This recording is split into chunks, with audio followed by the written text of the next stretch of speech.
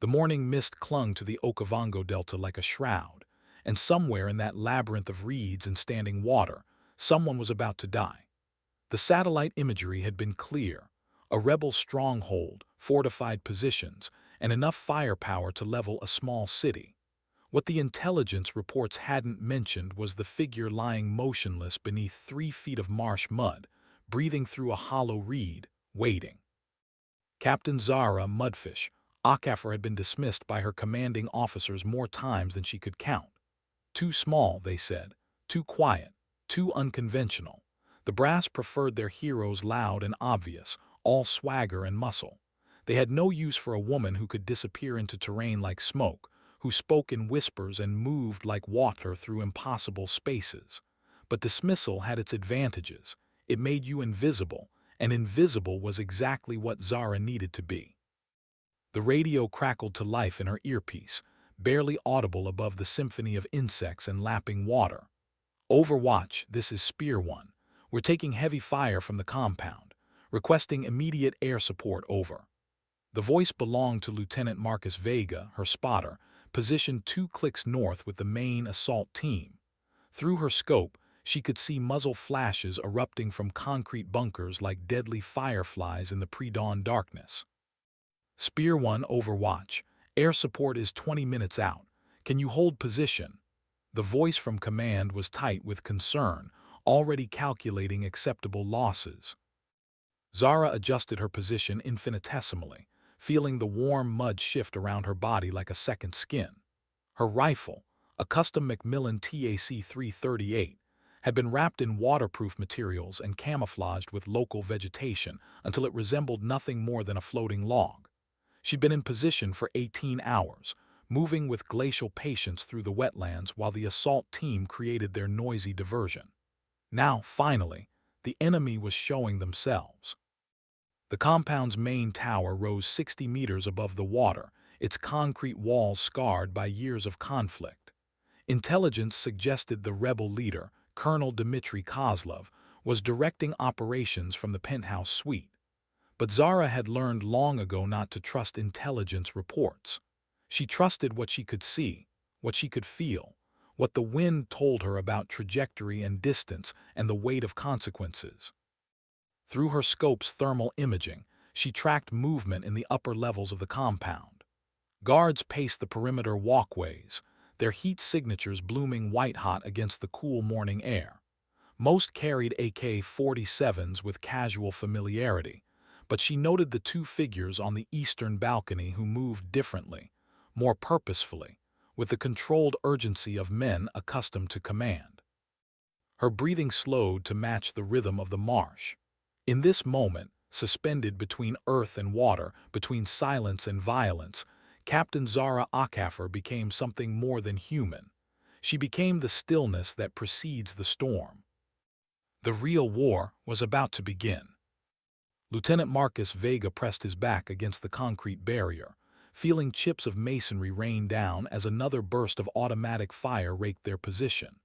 His radio operator, Corporal Jennifer Jazz Washington, crouched beside him, her fingers dancing across the tactical communication array with practiced precision. The assault team, 12 of the Army's finest, was pinned down in what had supposed to be a routine extraction operation. "Overwatch, Spear 1, Vega whispered into his headset, ducking as a rocket-propelled grenade screamed overhead. "We've got at least 40 hostiles in fortified positions.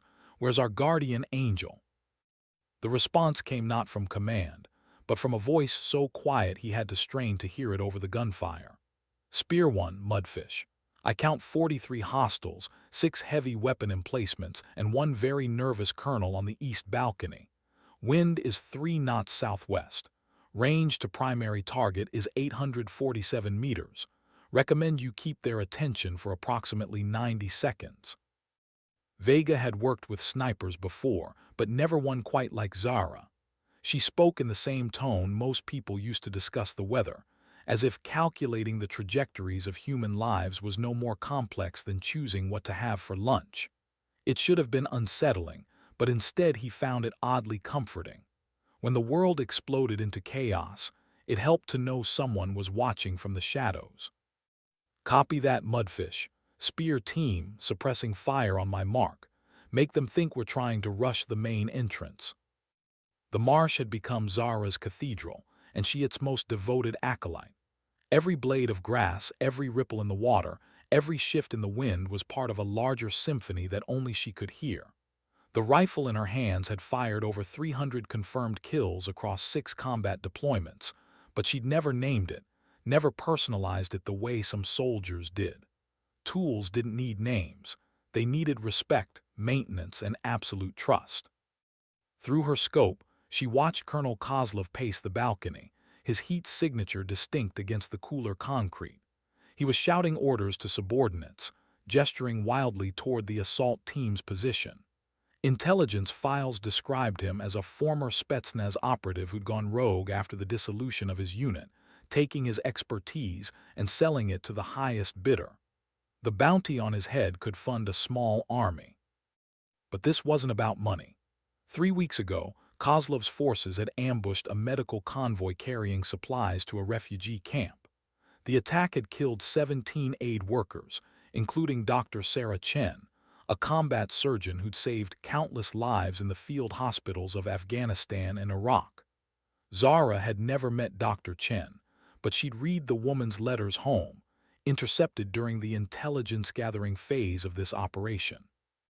Letters filled with hope and determination to heal a broken world. Now Dr. Chen was dead, and Colonel Kozlov was about to learn that some debts could only be paid in blood. The assault teams suppressing fire erupted like a man-made thunderstorm, automatic weapons chattering in disciplined bursts, while grenades exploded against the compound's outer walls. The rebels responded predictably, concentrating their defensive fire toward the obvious threat, while remaining blind to the predator that had been stalking them since before dawn. Zara's finger found the trigger, feeling its familiar resistance. One breath, one heartbeat, one moment of perfect stillness before the world changed forever. The bullet left the rifle's muzzle at 2,750 feet per second, spinning through the humid air with mathematical precision. At this range, with these conditions, gravity would drop the projectile approximately 11 inches from its initial trajectory. Zara had accounted for this, just as she'd accounted for the Coriolis effect, air density, and the subtle tremor in the colonel's left hand that suggested either injury or excessive caffeine consumption. 847 meters away, Colonel Dmitry Kozlov's head simply disappeared. The effect was immediate and devastating. The coordinated defensive fire from the compound faltered as news of their leader's death spread through the ranks. Shouts of confusion replaced tactical communications. Guards abandoned their positions to seek cover deeper within the structure, suddenly aware that their fortress had become a trap. Lieutenant Vega seized the moment. Spear team, advance by fire teams. Jazz, call in the air support. Tell them we need close support on the southern bunkers. Mudfish, can you relocate to cover our flanks? Zara's response was barely a whisper. Negative, Spear 1. I'm repositioning to the north tower. Secondary targets require attention. What Vega couldn't see from his position was the systematic elimination already underway. The colonel's death had been spectacular by necessity, a psychological weapon designed to shatter enemy morale. But Zara's real work was quieter, more surgical. The sniper in the bell tower who'd been targeting the medics, the mortar team attempting to relocate their weapon, the communications officer trying to call for reinforcements. Each shot was a sentence in a larger paragraph, a note in a symphony of tactical precision. She moved through the marsh like a ghost, using the morning mist as concealment while her rifle spoke in measured whispers.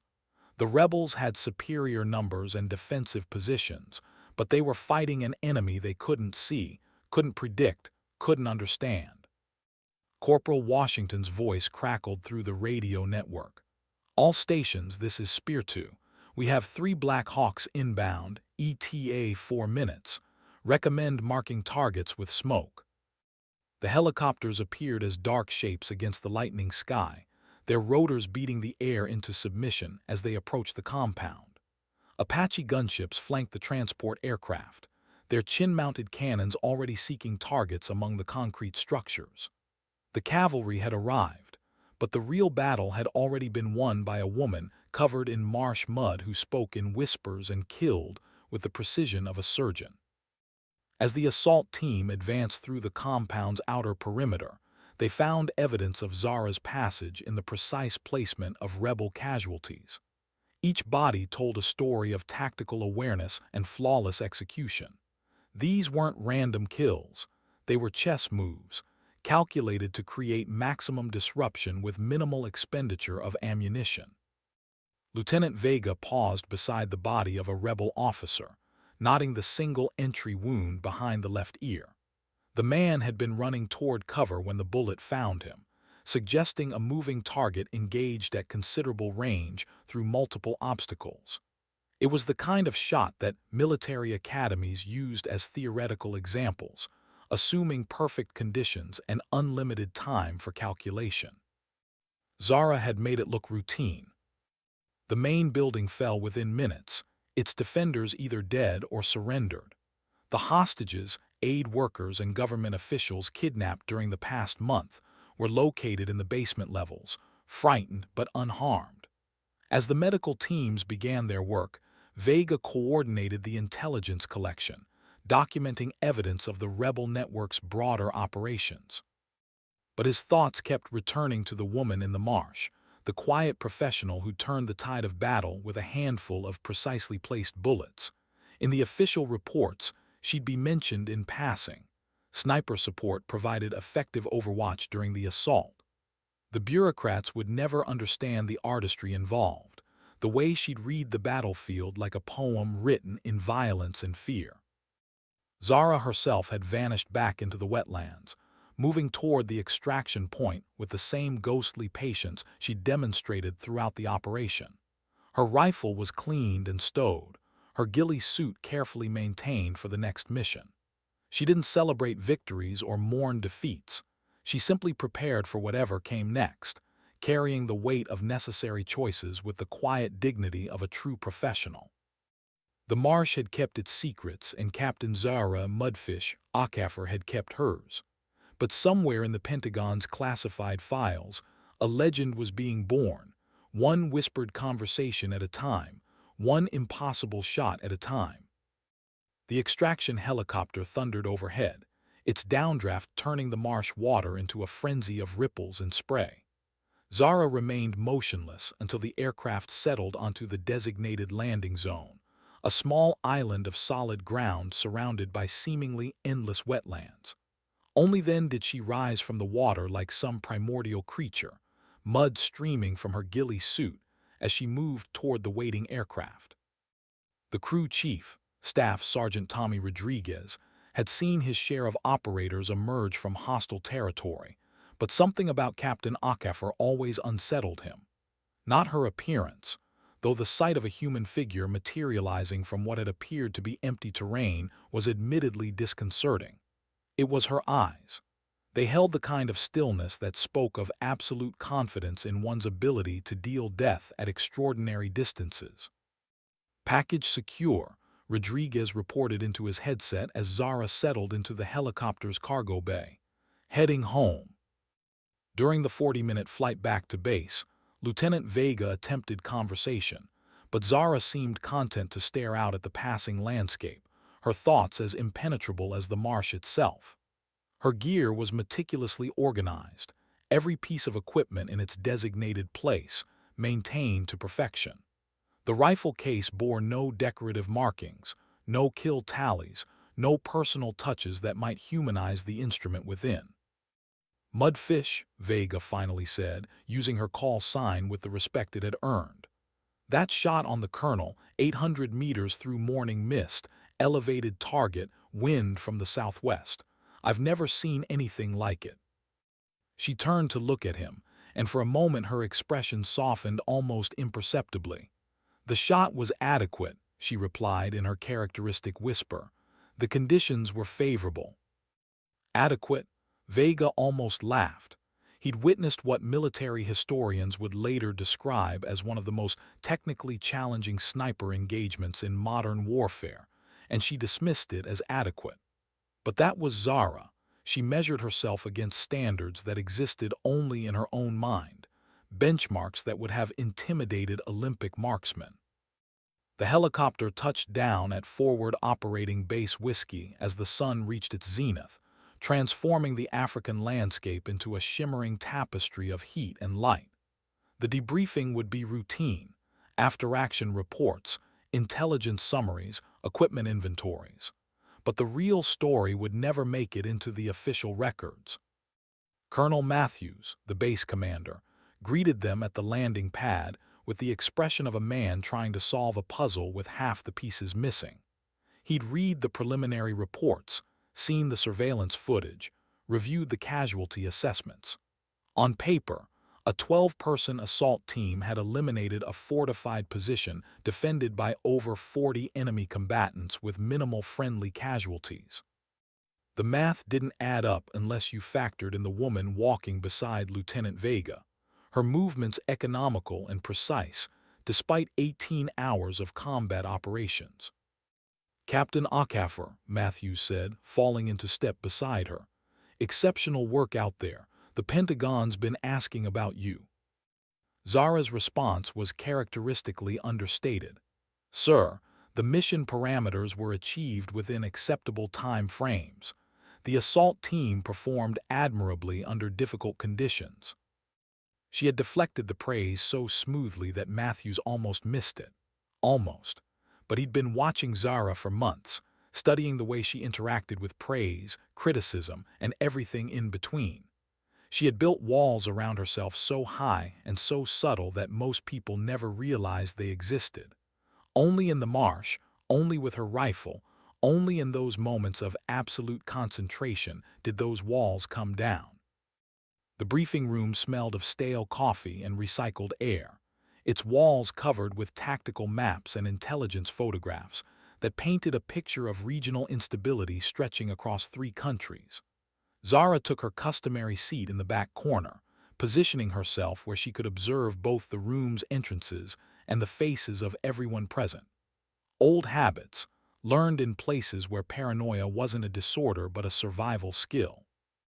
Lieutenant Colonel Sarah Mitchell, the intelligence officer, began her presentation with clinical precision. "Operation Mudfish," she paused, glancing at Zara with something approaching awe, "resulted in the elimination of a high-value target and the complete disruption of rebel operations in Sector 7. Colonel Kozlov's network has effectively ceased to exist as a coordinated threat." The slide changed to show before and after satellite imagery of the compound. The before image revealed a fortress bristling with defensive positions and heavy weapons. The after image looked like a carefully orchestrated archaeological dig, with rebel positions eliminated in a pattern that suggested intimate knowledge of military tactics and human psychology. "The precision of the enemy casualties suggests intelligence gathering far beyond our initial assessment," Mitchell continued. "Someone had studied their routines, identified their key personnel, and targeted them for maximum psychological impact." That someone sat quietly in the corner, taking notes in handwriting so small it resembled hieroglyphics. Zara had always been meticulous about documentation, recording not just what happened but why it happened, how it could have been done better, what lessons could be applied to future operations. Her notebook contained insights that could revolutionize sniper doctrine if anyone could convince her to share them. But sharing required trust, and trust required vulnerability, and vulnerability was a luxury that Captain Zara, Mudfish, Okafor had never been able to afford. The questions began during the formal debrief, delivered with the stilted precision of officers who'd learned their tactics from textbooks rather than experience. How had she achieved such accuracy at extended range? What was her assessment of enemy morale during the engagement? Had she observed any tactical innovations that might be relevant to future operations? Zara answered each question with technical precision, providing data points without context, facts without interpretation. She described wind speed and ballistic coefficients, discussed target acquisition times and ammunition expenditure rates. But she never mentioned the weight of choices made in darkness, the mathematical beauty of a perfect shot, or the profound silence that followed each pull of the trigger. Colonel Matthews intervened when the questioning became repetitive. "Gentlemen, Captain Okafor has been operational for 23 hours straight. I suggest we continue this discussion after she's had an opportunity to rest." As the room emptied, Matthews lingered, studying the woman who had single-handedly eliminated a threat that conventional wisdom suggested would require a battalion-sized force to neutralize. She was already gathering her materials, preparing to disappear into whatever private world she inhabited between missions. "Zara," he said, using her first name for the first time in their professional relationship, "the Pentagon's offering you a promotion, your own command, stateside assignment, chance to train the next generation of snipers." She paused in her packing, and for a moment he thought he saw something flicker behind those impossibly still eyes. Fear, longing, regret, but the expression passed too quickly to interpret. "Sir, I respectfully request to remain in my current assignment. The work here is adequate." Adequate. There was that word again, deployed like armor against a world that insisted on measuring worth in terms of rank and recognition rather than results and readiness. Matthews nodded, understanding more than she probably realized. Some people were born to lead from the front, all swagger and inspiration. Others led from the shadows, their influence measured in enemies eliminated and lives preserved rather than medals and ceremonies. "Request granted, Captain, but Zara," he waited until she met his eyes. "That work you do out there, it's not adequate, it's exceptional, and someday when you're ready to hear it, I hope you'll let someone tell you that." She left without responding, her footsteps silent on the corridor's linoleum floor. But Matthews thought he saw her shoulders straighten slightly, as if some invisible weight had shifted, even if only temporarily. The barracks were quiet during the afternoon heat, most personnel either sleeping or maintaining equipment in the relative cool of the maintenance bays. Zara's quarters reflected her personality with mathematical precision, everything in its designated place, no personal items visible except for a single photograph tucked into the frame of her mirror. The photo showed a younger version of herself in dress blues, standing beside an elderly woman with kind eyes and work-worn hands. Her grandmother, the woman who'd raised her after her parents died in a car accident when Zara was 12. The woman who'd taught her that strength came from stillness, that power grew from patience, and that the most important battles were often fought in silence. Grandmama Okafor had been a seamstress in Lagos, her fingers capable of creating beauty from the most basic materials. She'd watch her granddaughter struggle with the chaos of adolescence and offer simple wisdom. "Child, you are like the needle, small, sharp, and precise. The thread is loud and visible, but without the needle, nothing gets sewn together." Zara cleaned her rifle with the same meditative care her grandmother had applied to her sewing, each motion deliberate and practiced. The weapon was an extension of her will, a precision instrument that translated intent into action across impossible distances. She knew every component by touch, could disassemble and reassemble the entire system in complete darkness. But tonight, as the African sun painted the sky in shades of amber and crimson, she found herself thinking not about trajectories and wind speeds, but about the weight of choices. 43 human beings had been alive at sunrise. By noon, 11 of them were dead, killed by bullets that had traveled across hundreds of meters to find their targets with surgical precision. Each death had been necessary. Each shot had prevented greater loss of life, eliminated a threat to innocence, served the larger strategic objectives. She could justify every decision, explain the tactical rationale, demonstrate the mathematical elegance of the solution. But justification and explanation didn't change the fundamental arithmetic. 11 families would receive notifications. 11 names would be added to casualty reports. 11 stories had ended in the morning mist of an African marsh. Her grandmother had sewn clothes for the wealthy families of Lagos, creating wedding dresses and formal wear that would be treasured for generations. She'd taken pride in the precision of her stitches, the perfection of her seams, the way her creations could transform the people who wore them. Every stitch matters, she'd tell young Zara. One loose thread can unravel the whole garment. Captain Zara Akafer stitched different kinds of patterns, wrote different kinds of stories. But the principle remained the same. Precision mattered, every action had consequences, and the quality of the work reflected the character of the craftsperson. She finished cleaning the rifle and began her evening routine, the same sequence of exercises and equipment checks she'd performed every night for the past 8 years. Consistency was comfort, routine was refuge. In a world where death could arrive without warning, where political decisions made in air-conditioned offices translated into violence in dusty places, maintaining personal discipline was an act of defiance against chaos. Tomorrow there would be another mission, another target, another opportunity to practice the terrible artistry of her profession. But tonight, in the quiet privacy of her quarters, Captain Zara, Mudfish, Akafer allowed herself a moment of human reflection, a brief acknowledgement of the weight she carried and the choices she made in service to others. Outside her window, the African night settled over the base like a blanket, bringing with it the sounds of nocturnal creatures and the distant rumble of supply convoys. Somewhere out there, in places her maps couldn't show and her intelligence couldn't predict, new threats were organizing, new targets were positioning themselves, new challenges were taking shape in the darkness. She would be ready. The reconnaissance brief arrived at 500 hours, delivered by a nervous intelligence specialist who clearly understood the gravity of the information he carried.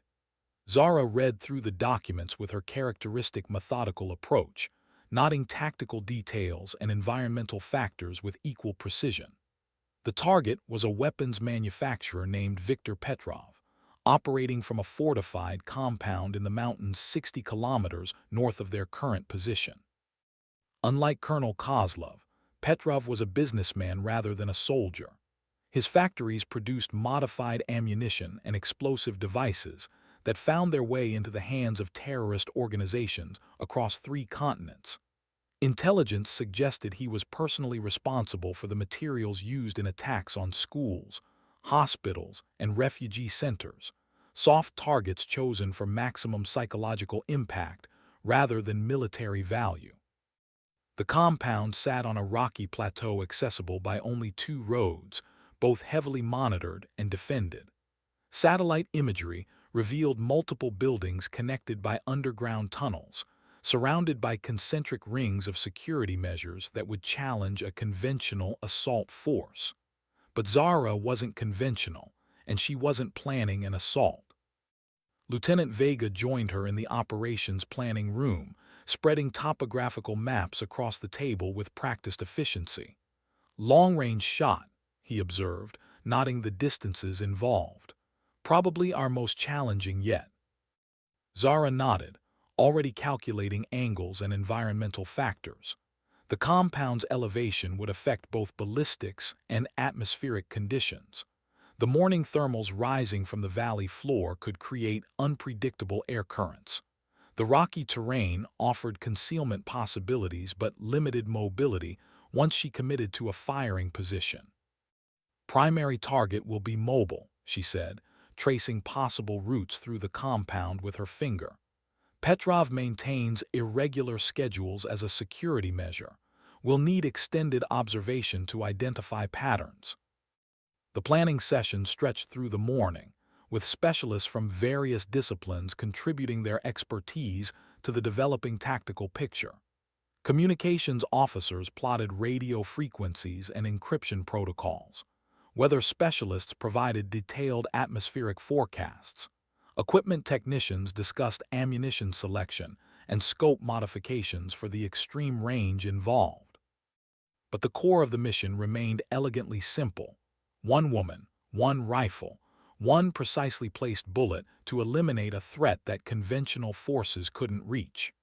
The complexity lay not in the concept but in the execution, the thousand small details that would determine success or failure across a distance measured in kilometers rather than meters. Zara's reputation had begun to precede her through the intelligence community. Stories circulated in the classified networks about impossible shots made under impossible conditions. The Marsh engagement had become a case study at the Army's sniper school, though her name was classified and her methods remained largely mysterious. She'd become the sniper that other snipers whispered about, the standard against which they measured their own abilities. The helicopter insertion would occur at midnight, under cover of a moonless sky that offered both concealment and navigation challenges. Zara would move overland for 15 kilometers, carrying equipment that would sustain her through 3 days of surveillance and a single moment of action. The extraction would be her responsibility. No backup plan, no contingency support, no margin for error. As the sun reached its apex, painting the base in harsh shadows and brilliant light, Zara began her pre-mission ritual. Equipment inspection performed with religious devotion. Physical preparation calibrated to the specific demands of the operation. Mental rehearsal that mapped every possible scenario and appropriate response. But this mission felt different somehow, weighted with implications that extended beyond tactical objectives and strategic goals. Viktor Petrov's elimination would save lives, children who wouldn't die in terrorist bombings, families who wouldn't lose loved ones to modified explosives, communities that wouldn't be terrorized by weapons designed specifically for maximum civilian casualties. Yet the mathematics of intervention troubled her in ways she couldn't articulate. How many deaths prevented justified one death caused? How did you measure the moral weight of actions taken in darkness against consequences that would never happen? These were questions without answers, philosophical puzzles that had no place in the practical world of military operations. Her grandmother would have understood. The old woman had lived through Nigeria's civil war, had seen communities torn apart by violence that seemed to follow no rational pattern. She'd learned to measure worth not in grand gestures, but in small acts of precision. A perfect stitch that held when everything else unraveled. A kind word that stopped a neighbor's despair. A moment of beauty created from materials that others would have discarded. Every needle finds its thread, Grandmama Akafor used to say. But you must be patient, child.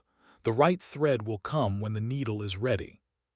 Tonight, in the mountains north of their current position, Captain Zara, Mudfish, Akafor would discover whether she was the needle or the thread, whether this mission was the culmination of her training or simply another step in a journey she couldn't yet see clearly.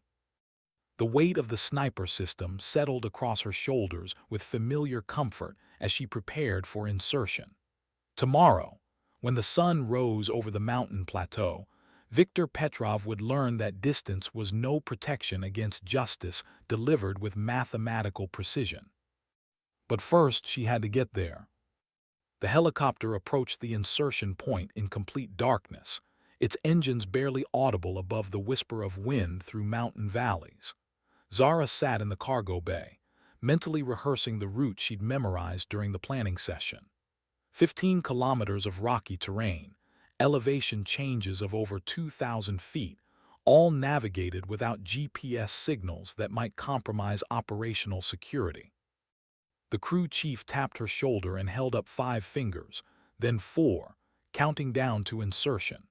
At his signal, she slipped into the darkness like a shadow returning to its source, landing softly on terrain that felt solid beneath her boots after months of marsh operations. The helicopter disappeared into the night, leaving her alone with the mountain silence and the weight of necessity. Her night vision equipment revealed a landscape carved by geological violence, razor-sharp ridges separated by narrow valleys, loose stone that could betray a careless footstep, wind-carved formations that offered both concealment and navigation hazards. She began moving with the patient rhythm of someone who understood that speed was less important than stealth, that arriving late and undetected was preferable to arriving early and compromised. The route took her along ridge lines where possible, avoiding valleys that could become killing zones if she encountered opposition.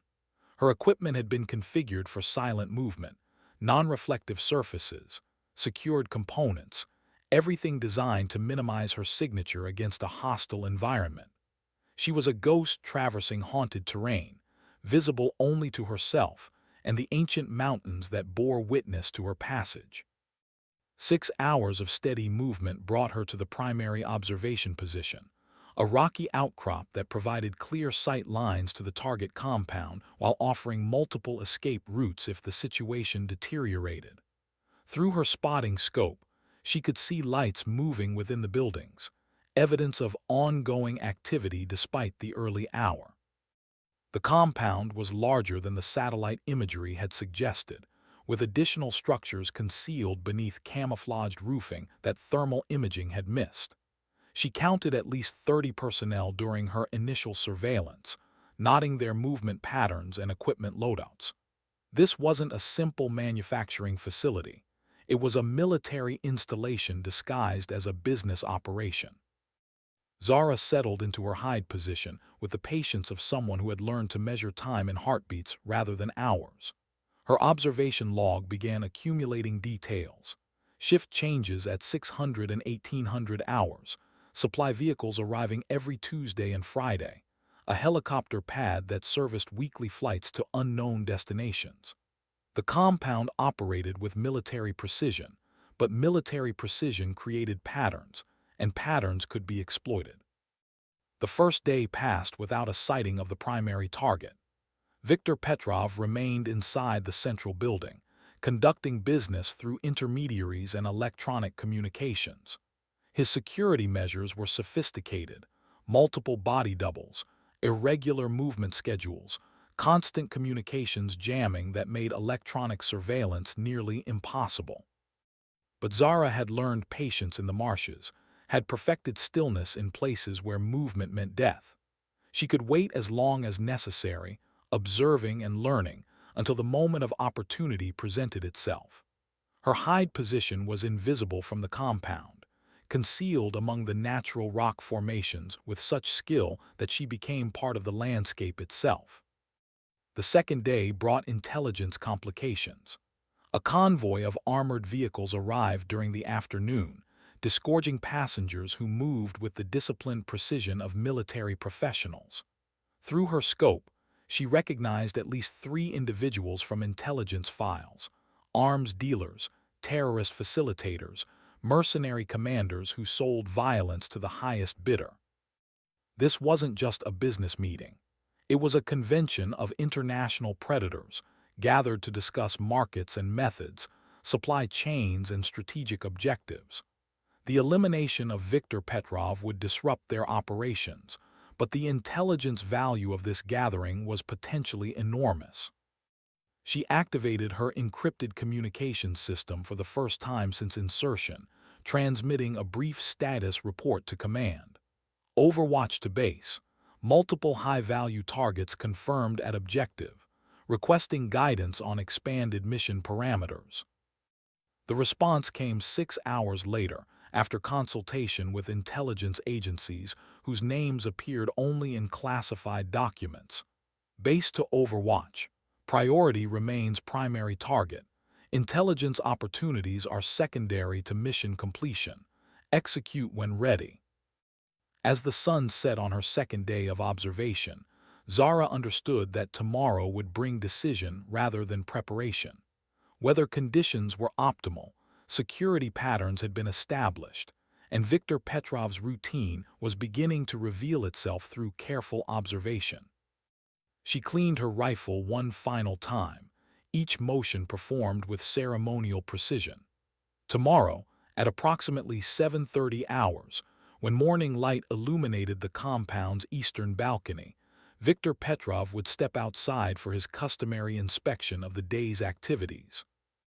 And Captain Zara Mudfish Okafor would be waiting, patient as stone, precise as mathematics, ready to deliver justice across impossible distances. The moment of truth was approaching, measured not in hours but in heartbeats. Dawn arrived with crystalline clarity, the mountain air so transparent that distant peaks appeared close enough to touch. Zara had been awake since 300, performing final equipment checks and reviewing meteorological data transmitted during the night. Wind speed, negligible. Air density, optimal. Barometric pressure, stable. The conditions were as perfect as mathematics could make them. Through her scope, the compound stirred to life with mechanical precision. Security patrols followed their established routes. Kitchen staff prepared meals for residents who would never know their chef's name. Maintenance workers attended to equipment that existed only to enable violence at industrial scales. The ordinary machinery of evil, dressed in the mundane clothing of daily routine. At 7:15 hours, Viktor Petrov emerged from the central building for the first time in 48 hours of surveillance. He was smaller than his intelligence photographs suggested, a compact man in his 60s who moved with the nervous energy of someone who understood that wealth attracted danger. Two bodyguards flanked him, professionals who scanned their environment with practiced paranoia. Zara calculated range to target, 1,247 meters. The shot would traverse a slight valley before ascending to the compound, requiring compensation for both gravity and the complex air currents created by morning thermal activity. She'd fired longer shots during training, but never under operational conditions where failure meant escape and potential retaliation against innocent targets. Her breathing slowed to match the rhythm of her heartbeat as muscle memory took control. The rifle settled into her shoulder with perfect natural alignment. Her left hand found its precise position on the forestock. Her right index finger traced the familiar curve of the trigger, feeling for the exact point where mechanical resistance would give way to chemical energy and kinetic consequence. Viktor Petrov paused on the balcony, speaking to one of his subordinates while gesturing toward the valley below. Through her scope, Zara could see his face clearly, aged features marked by the kind of casual cruelty that came from years of profiting from human suffering. This wasn't a soldier following orders or a fanatic pursuing ideology. This was a businessman who had calculated that death was profitable and acted on that assessment. The crosshairs settled on their target with mathematical precision. At this range, at this angle, with these atmospheric conditions, the bullet would take 1.7 seconds to reach its destination. During that time, Viktor Petrov would take approximately 3 breaths, his heart would beat perhaps 5 times, and his brain would process whatever thoughts occupied the final moments of his existence.